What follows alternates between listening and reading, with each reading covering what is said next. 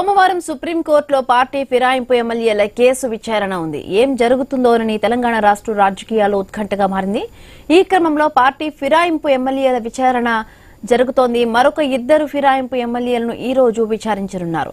ఉదయం 11 గంటలకు పోచారం శ్రీనివాసరెడ్డి, మధ్యాహ్నం 12 గంటలకు అరికపూడి గాంధీని విచారించనున్నారు స్పీకర్ గడ్డం ప్రసాద్ కుమార్. ఇప్పటికే 8 మంది ఎమ్మెల్యేల క్రాస్ ఎగ్జామినేషన్ పూర్తయింది.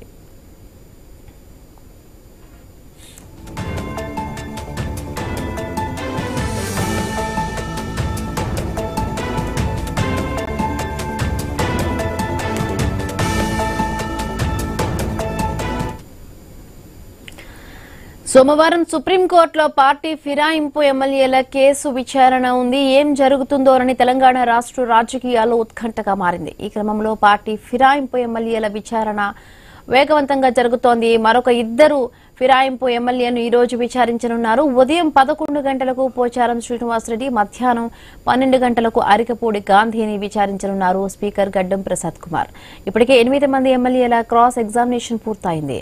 రైట్, మరిన్ని పూర్తి అప్డేట్స్ మా కరెస్పాండెంట్ ఏవే స్వామి అందిస్తారు. స్వామి, హిమబిందు, ఈ రోజు రాష్ట్ర స్పీకర్ గడ్డం ప్రసాద్ కుమార్ అసెంబ్లీ ఆవరణలో మరొక ఇద్దరు ఎమ్మెల్యేల పార్టీ ఫిరాయింపుల విషయంలో విచారణ కొనసాగించనున్నారు. ఈ రోజు అరకపూడి గాంధీ, పోచారం శ్రీనివాసరెడ్డి ఇద్దరి పార్టీ ఫిరాయింపుల వ్యవహారం పైన వచ్చినటువంటి విషయంలో ఆ కంప్లైంట్ పైన విచారణ కొనసాగిస్తారు. ఇప్పటికే దాదాపు 6 మంది ఎమ్మెల్యేల ఫిరాయింపు విషయాన్ని విచారించినటువంటి స్పీకర్ మరొక ఇద్దరి విచారణను కంప్లీట్ చేయనున్నారు.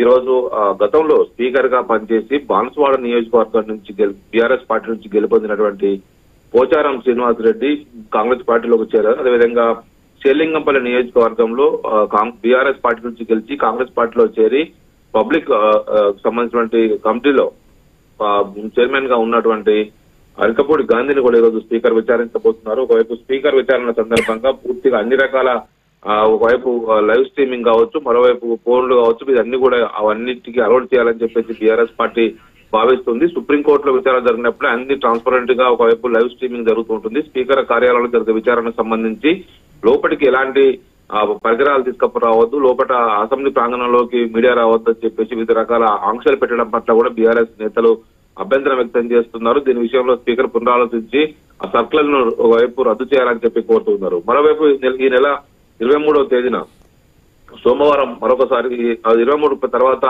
Supreme court senior justice Gavai retired అవుతున్న నేపథ్యంలో ఆ లోపై కేసును కంప్లీట్ చేస్తారని చెప్పేసి గతంలోనే సుప్రీంకోర్టు సీనియర్ ఒకవైపు తెలిపారు. ఆ మేరకు ఈ సోమవారం మరోసారి సుప్రీంకోర్టులో ఈ ఎమ్మెల్యేల ఫిరాయింపు అంశం పైన విచారణ రానున్న నేపథ్యంలో సుప్రీంకోర్టు ధర్మాసనం ఎలాంటి ఆదేశాలు ఇస్తుందని చెప్పేసి వాళ్ళు తేదీ చూస్తున్నారు. ఇటీవల ఒక ముకుల్ రాయ్ పశ్చిమ బెంగాల్లో బీజేపీ పార్టీ నుంచి గెలిచి టీఎంసీ పార్టీలోకి వెళ్లడంతో కూడా కలకత్తా హైకోర్టు అతని సభ్యత్వాన్ని రద్దు చేసిన నేపథ్యంలో అదే అంశాన్ని మరోసారి సుప్రీంకోర్టులో ప్రస్తావించే అవకాశం ఉంది. దేశవ్యాప్తంగా పార్టీ ఫిరాయింపుల చట్టం ఒకే చట్టం అయినప్పటికీ ఒక రాష్ట్రంలో ఒకలా తీర్పులు, మరో రాష్ట్రంలో మరో తీర్పులేనని చెప్పేసి కూడా బీఆర్ఎస్ నేతలు సుప్రీంకోర్టు ఆశ్రయించి ఈ సందర్భంగా గుర్తు చేసే అవకాశం కనబడుతుంది. మొత్తానికైతే ఈ రోజు 11 గంటలకు పోచారం శ్రీనివాసరెడ్డిని, 12 గంటలకు అరకపూడి గాంధీని స్పీకర్ అయితే విచారించనున్నారు. ఇప్పటికే వివిధ పార్టీ ఫిరాయించినటువంటి ఎమ్మెల్యేలు ఇటు గడ్డం బండ్ల కృష్ణమోహన్ రెడ్డి, తెల్లం వెంకట్రావు, కాళ యాదయ్య,